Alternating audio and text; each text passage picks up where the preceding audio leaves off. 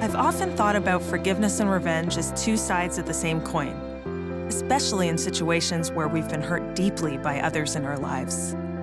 What drives our human desire to get even, and how do we bring ourselves to forgive the unforgivable? That's why I wanted to sit down and talk to people about their experiences with forgiveness and revenge, and ask them, can they find the strength to forgive?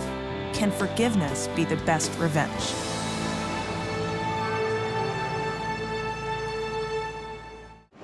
Is there someone that you've forgiven that was difficult to forgive? Yes, there's somebody I did forgive. It was the man that murdered my grandmother. Murdered your grandmother? It was pretty brutal, and it destroyed our family. Wow. But it came out in the trial that my uncle's ex-wife, she had offered her son 80,000 rand, which is equivalent to about $10,000, to kill my gran.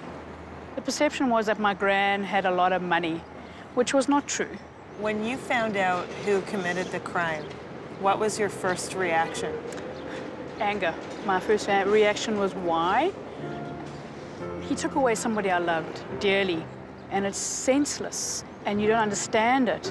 And I used to have these fantasies that, oh yeah, you know, I want to make him suffer in that way, because he made her suffer. And you know, at one point, I actually went and bought a gun. And when you bought this gun, what were you thinking?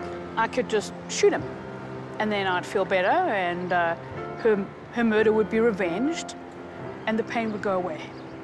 But you know, there's another piece of me going, nothing's going to take away that pain.